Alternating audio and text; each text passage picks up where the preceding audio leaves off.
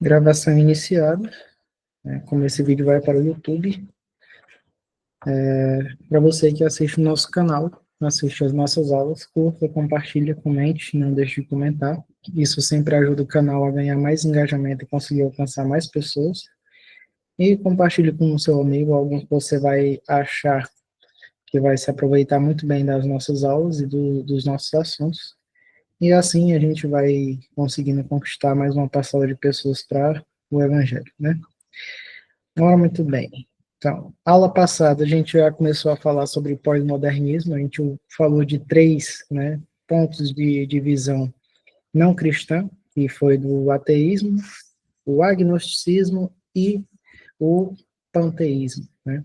Hoje a gente vai falar de mais três, não vamos falar de muitas outras religiões, porque isso seria assunto para um curso ainda mais extenso, né, que tem a ver com ciências da religião, a gente está só dando uma pincelada aqui, mas a gente já vai tendo uma base mais sólida sobre a qual a gente pode ficar mais embasado, né? Hoje a gente vai falar sobre mais três pontos de vista, que é o politeísmo, o dualismo e o deísmo, e assim a gente já fica entendido um pouco melhor sobre como funciona o sistema de cosmovisão religiosa, né, que o mundo lá fora tem a oferecer, ou que utiliza como base para a sua crença em si, né, para a sua base fundamental da sua comunidade, da sua sociedade. Na aula passada, a gente teve alguns problemas técnicos, né, que a gente não conseguiu, eu, pelo menos, não consegui utilizar a minha webcam, não consegui utilizar o meu computador principal, mas a gente ainda conseguiu fazer a aula meio que aos solavancos, aos trancos e barrancos, na verdade, mas conseguimos, né. E na última aula eu deixei de explicar algumas outras coisas que tinha a ver, né, com o início da matéria, que era falar justamente sobre o pós-modernismo e religião. A gente vai dar só uma pincelada aqui sobre o que era, só para a gente se situar melhor na matéria. Né? A gente, quando fala de pós-modernismo, a gente não está sendo muito genérico, por assim dizer. A gente não está pegando a informação inicial do pós-modernismo, ou seja, iniciando a matéria sobre a questão de como o mundo começou a pensar de maneira pós-modernista, desculpe, mas é só para a gente meio que ficar mais habituado com o termo, e assim a gente consegue se situar melhor na informação, né? Então, três pontos, né? Pós-modernidade é uma era marcada por pluralismo, relativismo e pela desconstrução de verdades absolutas, né? Essa abordagem relativista impacta a forma como as religiões são percebidas e praticadas. As ciências das religiões adotam uma perspectiva objetiva, analisando as crenças religiosas como fenômenos culturais, históricos e filosóficos sem julgamento de valor. Para que vocês tenham mais entendimento sobre o que eu quis dizer com essa questão do não julgar, né? Fazer uma abordagem, um estudo da informação que a gente vai estudar aqui sem julgamento de valor, é para que a gente tenha uma cabeça mais aberta a entender a informação e depois conseguir contrastar com as pessoas com quem nós conversamos na rua, por exemplo, né? Só para entender como elas se comunicam, né, com essa informação que elas têm a oferecer ou que você tem para discutir com elas. Não é uma discussão, obviamente, acalorada, mas discutir de maneira com que você possa conversar com elas e entender o que elas têm a pensar ou a oferecer de informação a vocês. Então, o objetivo da nossa aula hoje vai ser explorar como o mundo não cristão interpreta a existência e a natureza do divino, discutir os principais pontos de vista, politeísmo, dualismo e deísmo, e relacionar essas visões com o contexto contemporâneo e com o cristianismo, né? Então, começando a nossa matéria, vamos começar falando sobre o ponto de vista politeísta, né? Para quem não sabe sobre o que é politeísmo, a nossa definição aqui é bem clara e específica, que é: O politeísmo é um sistema religioso baseado na crença em múltiplas divindades, onde cada deus ou deusa tem uma esfera de influência específica. Esses deuses são frequentemente antropomorfizados, isto é, possuem características e comportamentos humanos, o que facilita a relação com os fiéis e com eles. Aliás, dos fiéis com eles. Né? A estrutura, né, como funciona a estrutura do pensamento politeísta, né, são em três esferas, né, a primeira esfera seria as divindades especializadas, cada deus é responsável por um aspecto da existência, exemplo, né, Zeus como deus do céu na mitologia grega, ou Lakshmi como deusa da prosperidade no hinduísmo, né. Também, como a hierarquia e mitologias, algumas tradições politeístas possuem hierarquias entre os deuses. Alguns são deuses supremos, outros são intermediários e outros são menores. Né? E o politeísmo, na prática, né, cada adepto politeísta, né, ou de pensamento politeísta, presta cultos e rituais que são específicos para cada divindade e frequentemente envolvem oferendas e festas. Boa parte dos brasileiros vão ver esse pensamento politeísta muito bem real, né, por assim dizer, usando como base o pensamento politeísta das religiões africanas, né, praticadas no Brasil, tanto a Umbanda como o Candomblé e outras religiões de raízes africanas, que na prática envolvem realmente a questão das oferendas e as festas específicas para cada divindade. Até mesmo no envolvimento da Igreja Católica com relação a alguns santos, né? Alguns santos têm festas específicas, não são vistos como essa questão da visão politeísta, mas o seu comportamento é muito parecido com o comportamento politeísta. É só para dar um contraste, assim, a gente consegue entender como funciona essa questão da prática politeísta. Nos exemplos históricos e contemporâneos, né, da visão politeísta, a gente tem as mitologias antigas, né, a mitologia grega, romana e egípcia, onde existiam deuses que representavam forças da natureza e aspectos sociais. Desculpa, acabei engasgando aqui. E as religiões nórdicas, né, Thor, Odin e deuses ligados à guerra, sabedoria e fertilidade. Basicamente, é só para explicar como funciona a questão do politeísmo. Né? Poli significa muitos, né, ou vários, e teísmo significa Deus, né, ou seja, vários deuses ou muitos deuses. Então, é só para dar um parecer sobre como, né, funciona essa questão dessa estrutura, se é só um Deus ou se são vários deuses, ou como funciona essa questão de panteão, enfim, de deuses que fazem parte dessa designação. Politeísmo moderno, né? A gente vai ter o hinduísmo, que ainda é uma religião praticada, né? Uma religião viva que, apesar de possuir traços monistas, como a crença em Brahma, mantém o culto a múltiplas divindades. O que quer dizer essa questão do monista, né? A gente já falou disso na aula anterior, mas monista significa pensar de forma que ele veja o todo de uma maneira mais genérica.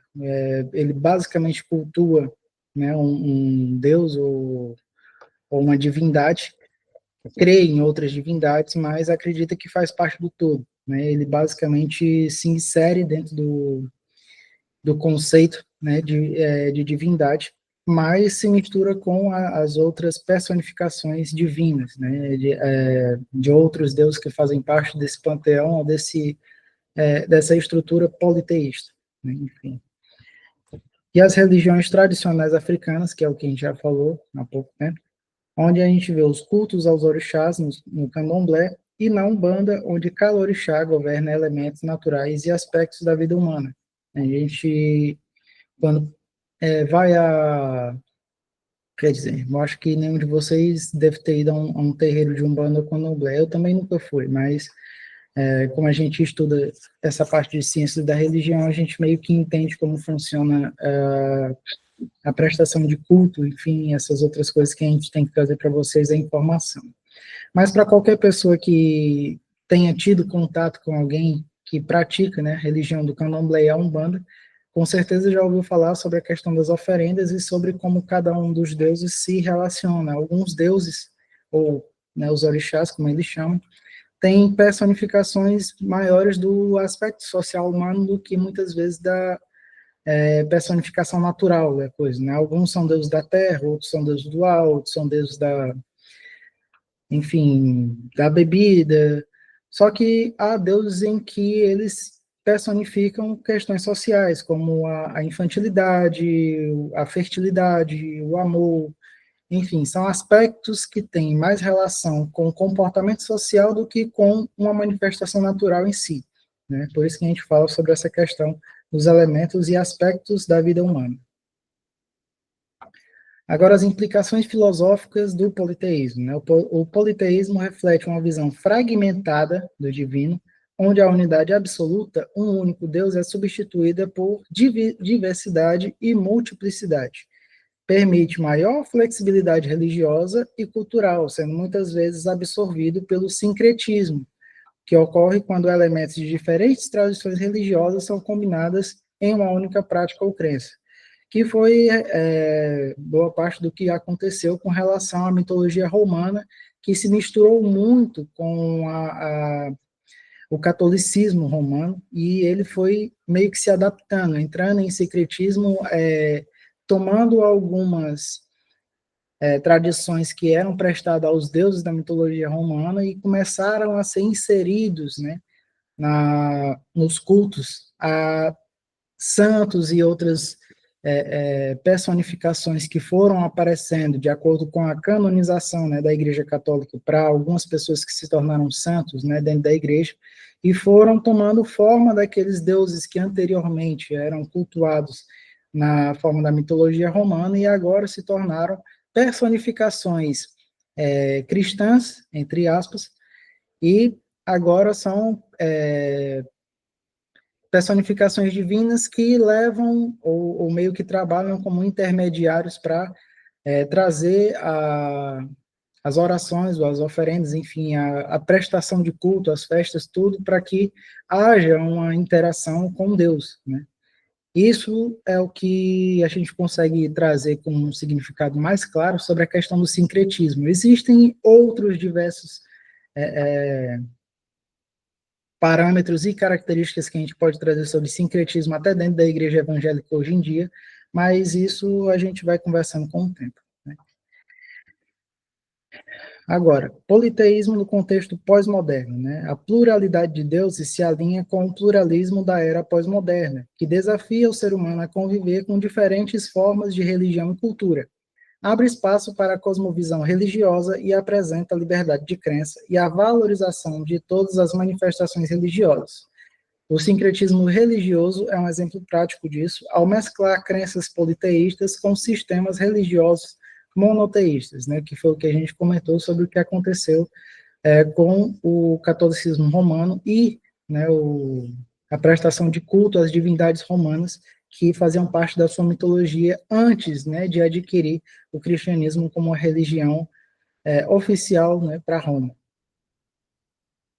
Ponto de vista dualista agora, né, que a gente vai entender um pouco sobre como funciona a questão da cosmovisão religiosa do dualista, né? O dualismo é uma concepção religiosa e filosófica que vê o universo como dividido em duas forças opostas e complementares.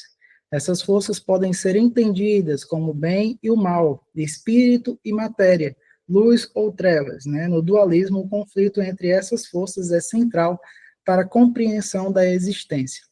Basicamente, o que eles colocam em questão aqui é sobre se a existência do mal e do bem, elas são coexistentes para que haja um equilíbrio na força natural, ou que haja um equilíbrio na criação, fazendo com que sejam inevitáveis, né? O que leva a uma questão muito maior, que seria sobre como o mal se sobrepõe ao bem de uma forma que o mal até às vezes parece ter o mesmo valor, né, do bem, ou seja, se eles são equilibrados, basicamente o bem, né, que nós tornamos como o bem superior, o bem maior, o bem supremo, também tem o seu oposto, que é o mal maior, o mal supremo, e assim elas coexistem, fazendo com que haja equilíbrio no mundo, e não é isso que acontece, né?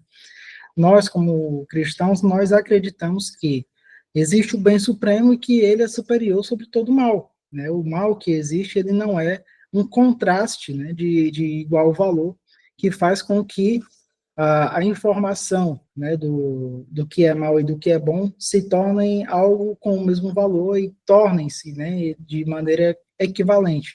É como se a gente estivesse tentando dizer que Deus e o diabo têm a mesma força, né, o mesmo significado, e não tem. Né? Nós sabemos que o diabo não tem poder algum, né, sobre aquilo que Deus fez, ou aquilo que Deus criou, ou aquilo que Deus levantou, ou que instituiu, enfim. O diabo não consegue passar por cima de nada que Deus colocou para ficar por cima dele, né? Ou seja, o que Deus falou que iria acontecer contra o diabo não consegue reverter esse processo. Se fosse assim, então realmente existiria verdade no ponto de vista dualista, né? Que é basicamente isso que eu estou tentando explicar para vocês.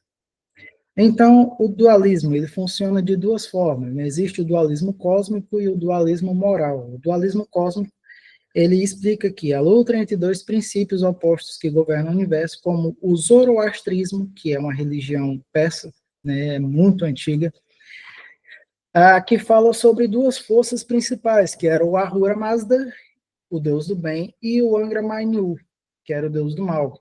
Ambos eram coexistentes e existiam de forma a, né, fazer com que cada um dos dois vivesse de maneira equilibrada, e aí os dois tinham basicamente a mesma força, e era a partir do equilíbrio entre as forças dos dois que se mantinha a firmação, né, da criação, né, onde Ahura Mazda lutava contra o mal, e o mal, que era o Angra Mainyu, né, contrapunha, né, o Ahura Mazda, e assim eles mantinham o fundamento da matéria e mantinham a existência do ser humano.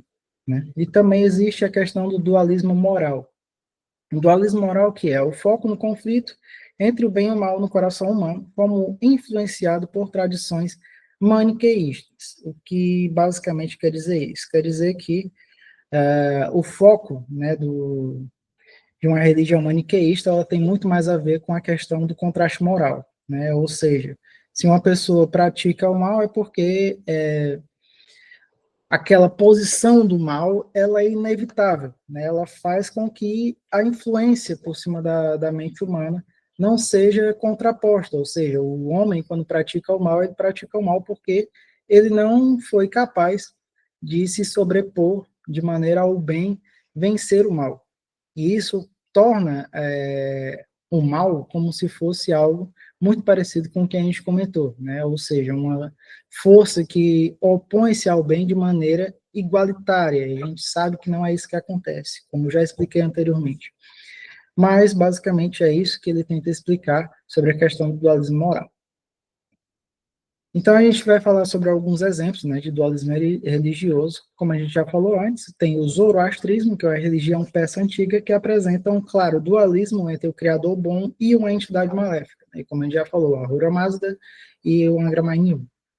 Maniqueísmo, que é uma religião dualista que influenciou profundamente o pensamento cristão inicial e a vida do mal, e a visão do mal, né, que é o que a gente já falou sobre a questão da manifestação de Deus e a manifestação do diabo, onde eles contrapõem um ao outro de maneira a torná-los igualitários, né, para tentar manter essa mesma visão sobre a questão do equilíbrio, né, entre criação, para que haja uma criação e um fundamento sobre a criação, os dois têm que se contrapor de uma maneira igualitária, trazendo assim um equilíbrio ao universo. E também existe a questão do taoísmo, né, que, embora menos conflituoso, apresenta o yin e o yang como forças opostas que buscam o equilíbrio. E no taoísmo também essa questão do yin e o yang, ou seja, o bem e o mal, existiam em todas as coisas, principalmente no ser humano, onde o ser humano, para existir um ser humano equilibrado, ele tinha que manter o seu yin e o seu yang de maneira a contrastar num equilíbrio bem afinado, né, por assim dizer, onde um ser humano que não tivesse, né, esse yin e yang bem equilibrados, eles poderiam manifestar comportamentos que ou seriam muito bons ou seriam muito maus, né? E assim fariam com que ele fosse um ser humano bom ou um ser humano ruim. Enfim, basicamente é isso. Agora, o impacto filosófico e religioso do pensamento dualista, né? O dualismo propõe uma visão do mal como um poder independente, o que contrasta com a visão cristã, onde o mal é visto como ausência de bem. Basicamente, nós, como cristãos, nós temos uma visão muito mais simplista, né, sobre a questão de explicar o mal, que o mal é basicamente a ausência de bem. É como utilizar a mesma explicação sobre o que é escuridão, né, o que é trevas. As trevas são a ausência de luz, não existe trevas em si. Trevas é só a ausência de luz. Tudo que nós vemos, o que nós percebemos através dos nossos olhos é basicamente aquilo que a luz está trazendo de informação para a nossa íris. Se a luz não traz nada para a informação da nossa íris, nós testemunhamos a escuridão. Então, a gente utiliza essa mesma explicação para falar sobre a questão do mal, onde a gente explica que o mal é basicamente a ausência de bem. Né? Eu, às vezes, não consigo, né, explicar muito bem essa questão do mal dessa forma, porque eu acho muito genérica, né? Mas de uma forma mais simples de explicar às pessoas essa informação sobre o mal ser a ausência de bem, também serve muito bem para explicar esse fenômeno, né? E questiona o papel de Deus na existência do mal, onde basicamente o principal propósito do pensamento dualista é tentar entender como é que Deus, né, ele é um Deus bom, né, quando ele cria o mal, né? E Deus é tão bom assim porque que ele criou o mal. Então, a gente vai falar sobre isso depois, não vai entrar muito em pauta sobre esse assunto, mas basicamente é para explicar como que surgiu essa argumentação, né? Essa parte onde até é utilizada como argumentação ateísta, né, contra nós.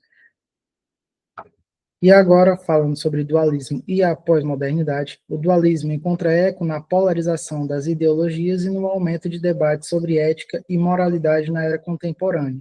Pode ser utilizado, aliás, pode ser usado para justificar tanto visões otimistas quanto pessimistas sobre a condição humana. É o que a gente já falou, né?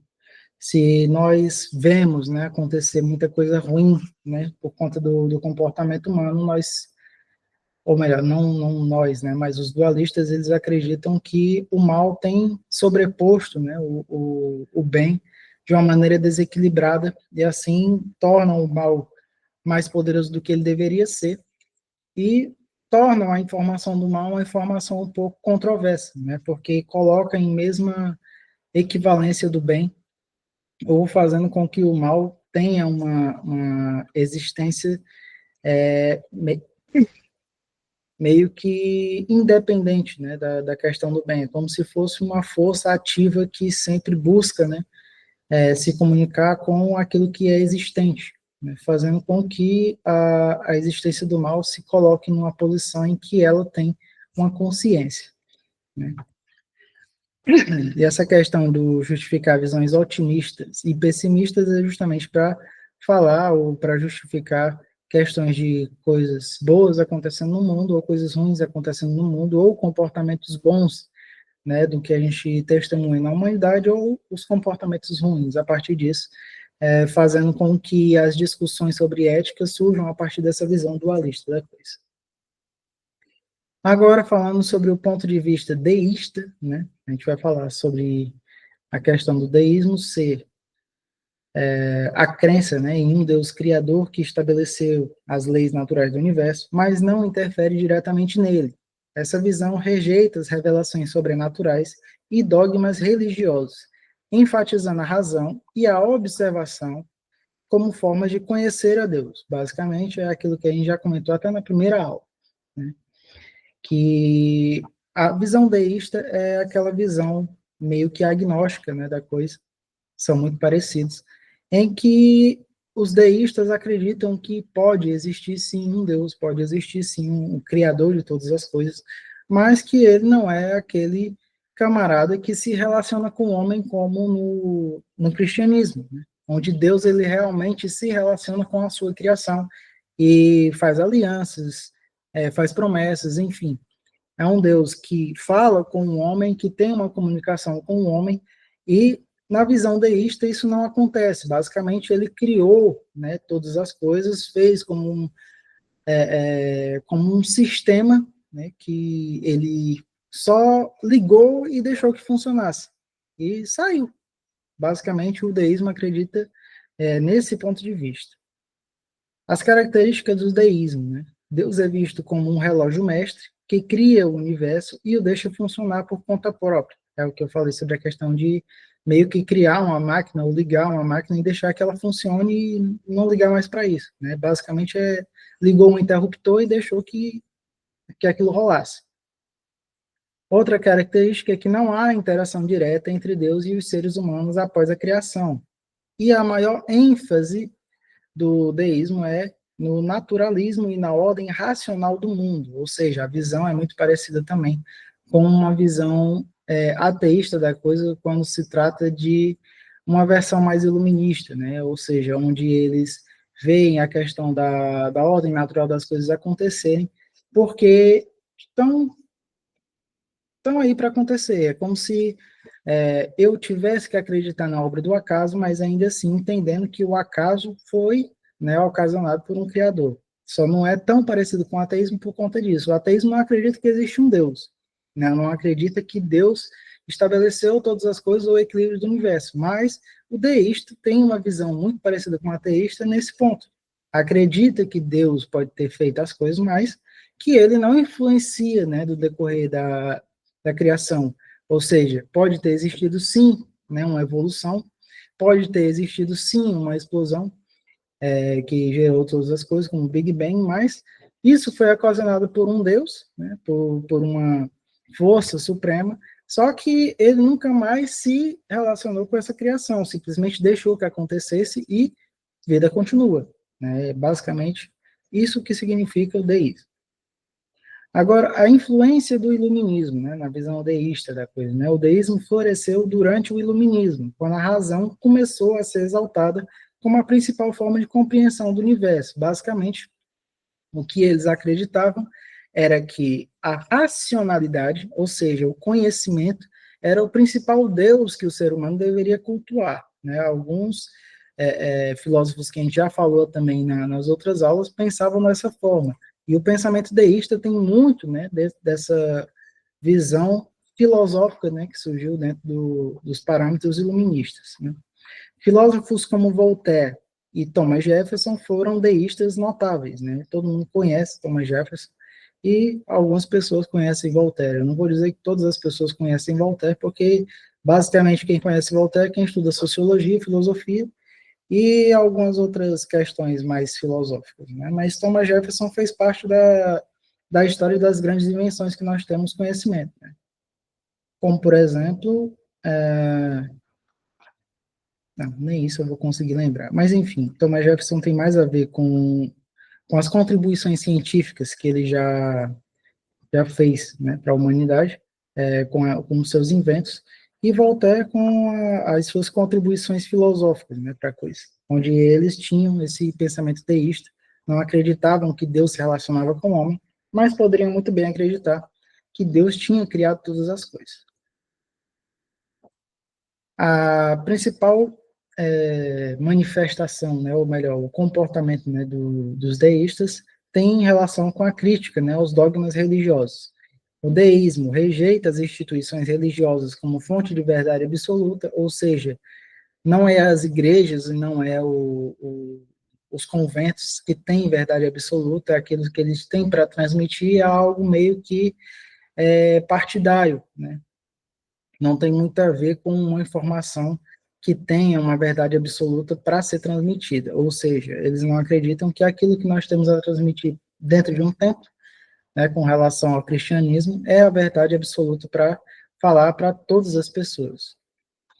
E também não aceita milagres ou eventos sobrenaturais como parte da obra divina. Isso porque se eles não conseguem, né, fazer meio que um exercício de compreensão de como funciona o milagre, então basicamente eles não têm como entender a presença de Deus ou a forma de Deus, né? Então, se eles não conseguem experimentar, não é um argumento crível. Basicamente é isso que acontece.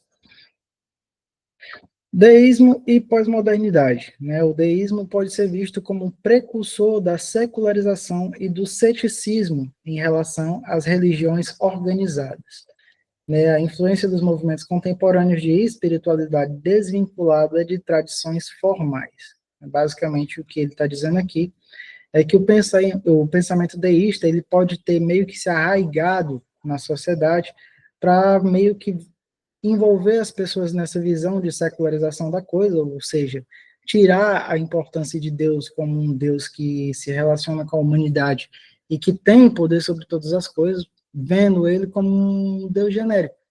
É como as pessoas que você encontra dentro de uma igreja católica que não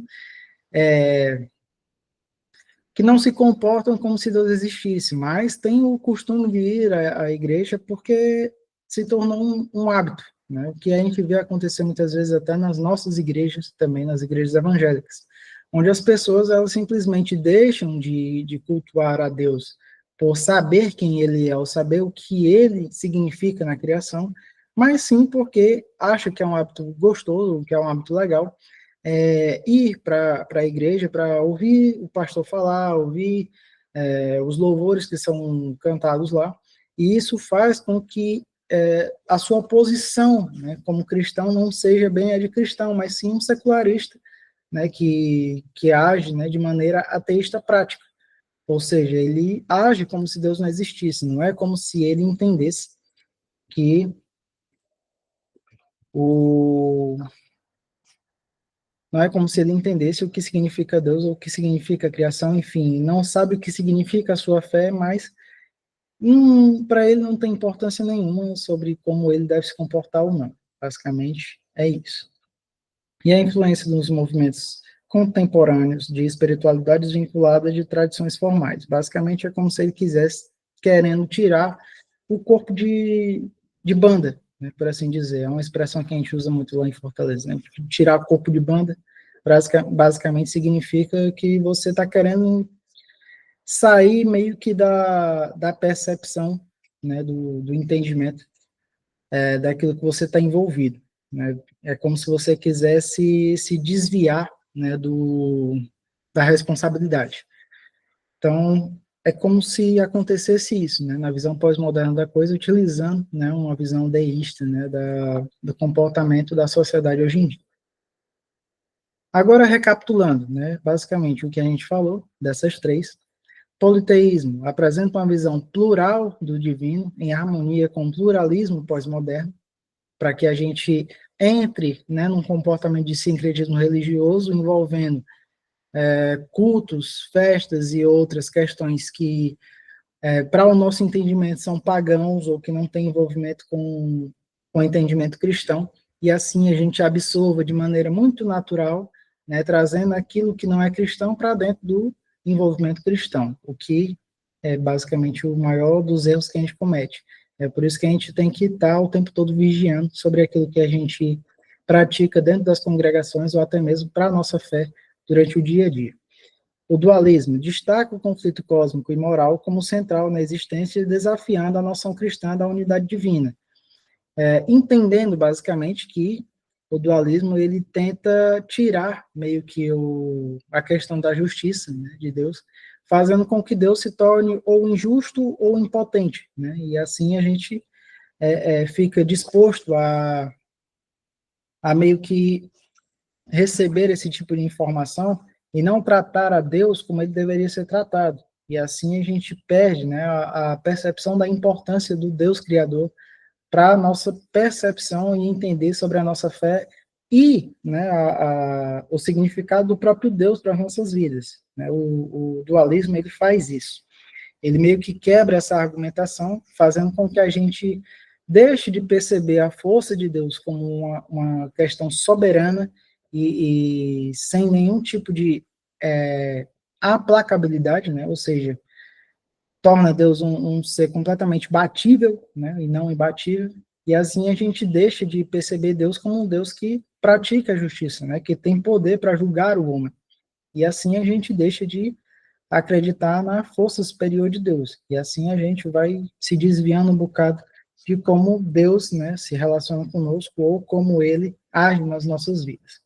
E o deísmo, ele enfatiza a razão e a ordem natural, distanciando-se dos dogmas e do envolvimento divino contínuo, né? Basicamente tentando desviar a gente da percepção de que a gente se relaciona com Deus, né? Porque se para uma pessoa que tem uma visão deísta não consegue se relacionar com Deus, então ninguém consegue, né? Como ele não consegue experimentar isso de maneira mais clara, então obviamente que ninguém está conseguindo também. Então ou alguém está mentindo, ou ele simplesmente tá gastando o tempo dele com algo que não existe.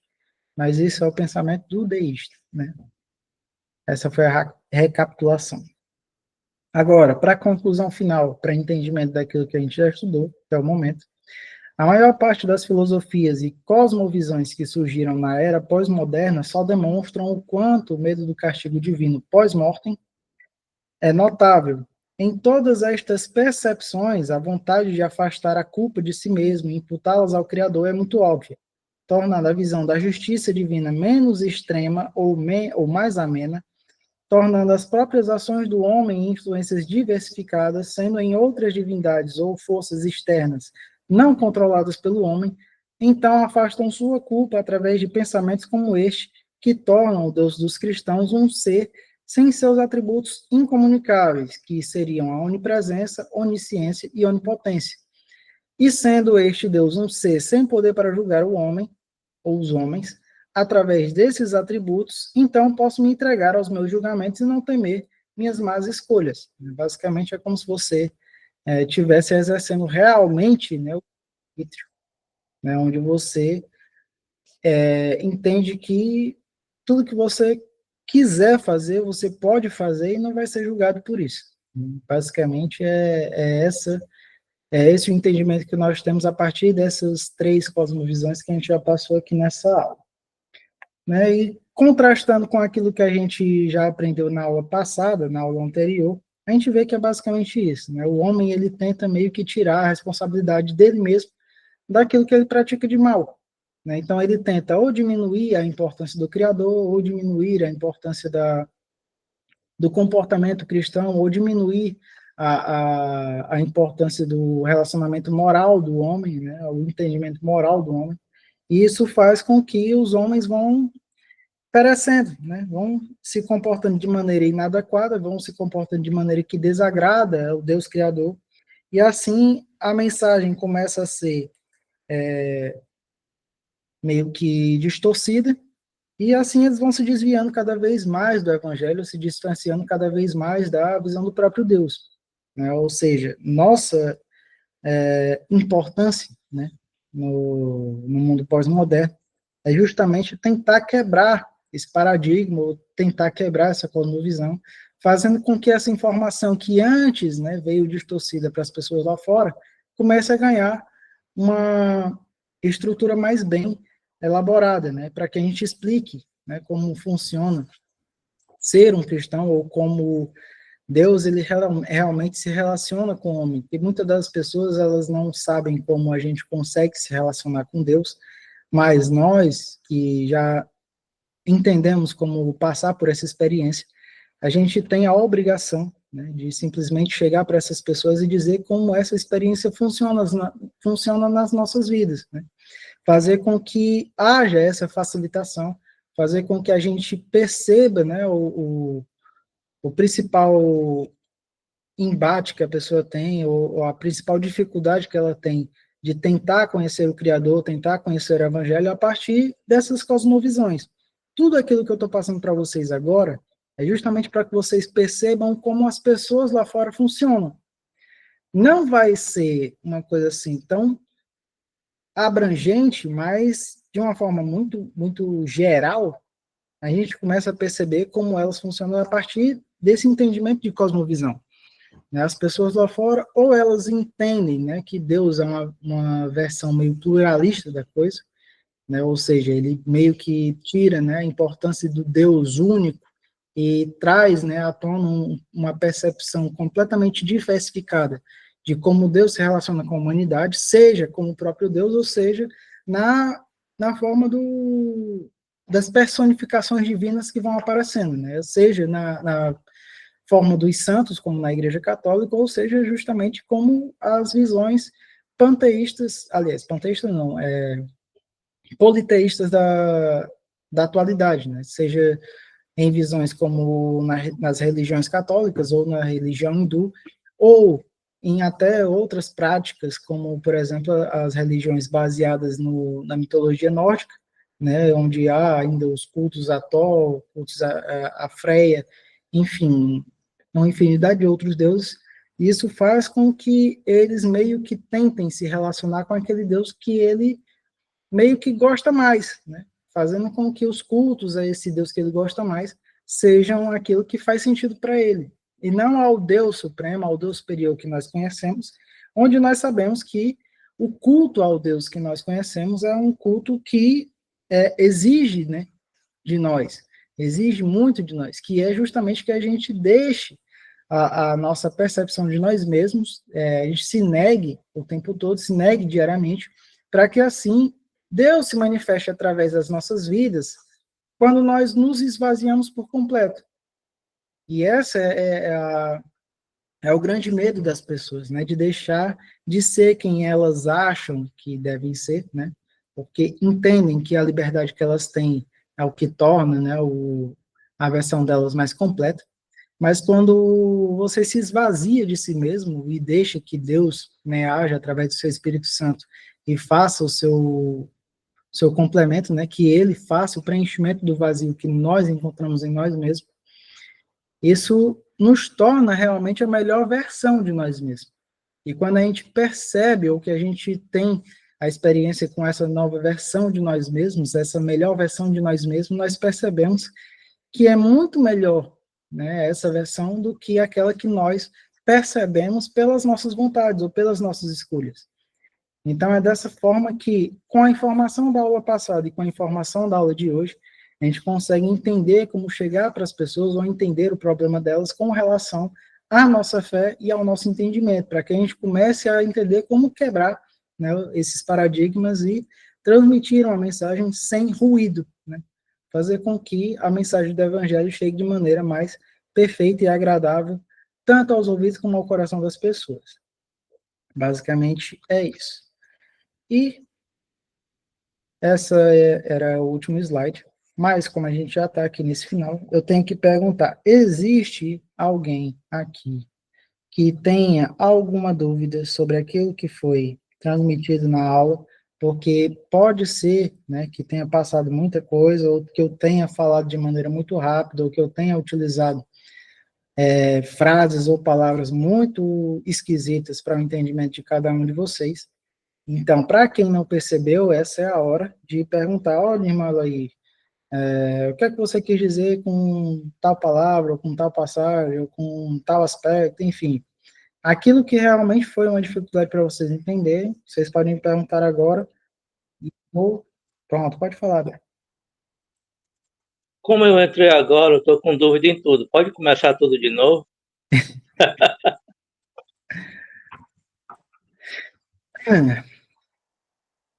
Fala, Bé.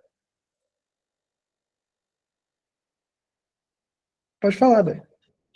Estou brincando, estou brincando. É porque a minha irmã estava aqui e não deu para ver logo, mas assim que deu, eu vi. Mas eu já vou dar uma lida aqui no material e vou assistir no YouTube.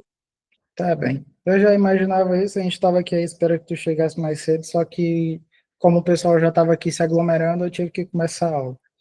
Mas, obviamente, que quem perdeu pode, né, recapitular no YouTube. Mais alguém tem alguma questão que queira, né, se familiarizar melhor, tirar alguma dúvida, porque eu sei que às vezes eu sou muito prolixo, né? Falo às vezes coisa que é redundante ou que tem uma forma muito difícil de entender, porque pelo fato da gente acabar lendo, né, um bocado, a gente acaba utilizando palavras um pouco rebuscadas, ou melhor, tá vendo? Enfim, como a gente começa a ler muito, a gente começa a falar complicado, e pode ser que isso também influencie na maneira como vocês entendem, né? E não é vergonha nenhuma perguntar sobre o que significa tal coisa, né? Então, alguém mais tem dúvidas? Se não...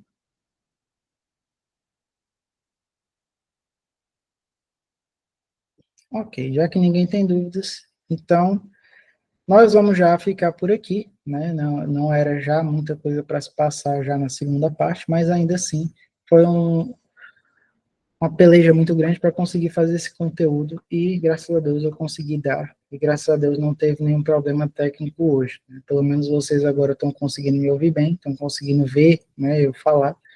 Na última aula não deu para isso acontecer, mas a quem tiver, né, vontade de conhecer um pouco mais sobre isso, está aqui o nosso material, já está disponibilizado ao nosso grupo no WhatsApp.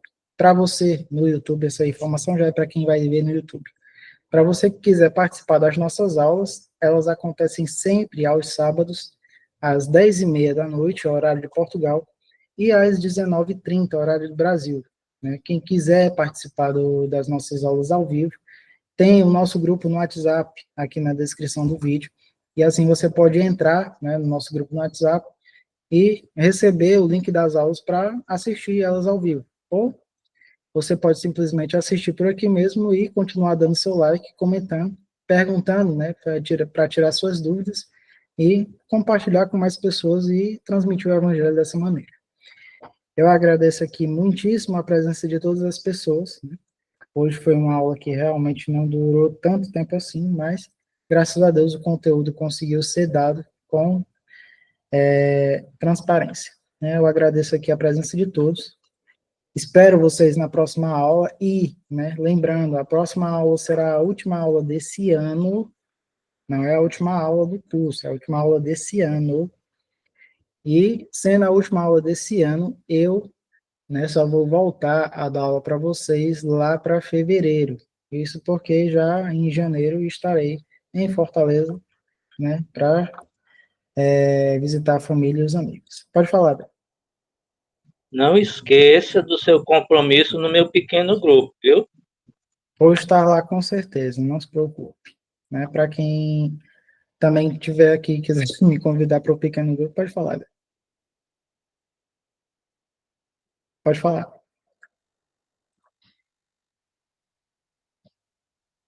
Quando é que tu vai estar aqui mesmo? Eu vou sair daqui de Portugal dia 31 de dezembro. Chego aí em Fortaleza por volta das 10 da noite, se assim Deus permitir. Ah, tá ok. Pronto, que aí eu já entro em contato depois com vossos familiares, né, com quem eu já tenho aqui algum contato, e a gente vai acertando aí o dia que a gente vai visitar teu pequeno grupo e a gente faz lá a pregação, ok? Para quem mais estiver aqui quiser me convidar, né, para um pequeno grupo, para pregar, que seja, enfim, não me oponho, né? Sempre respondo a esses convites com muita alegria. Então, muito obrigado a todos, né, que compareceram. Espero vocês na próxima aula. Próxima aula que será a última aula do ano e depois a gente só volta em fevereiro a continuar com as nossas aulas aqui no nosso curso de teologia gratuito, né, para quem quiser aprender sobre teologia de maneira mais didática e mais compreensível possível, com informações que, apesar de serem básicas, vão servir muito bem para aquilo que vocês vão encontrar no meio do caminho. Agradeço aqui a oportunidade de todos, a paz do Senhor a todos e até a próxima aula. Paz do Senhor, boa noite. Paz do Senhor, amém, boa noite.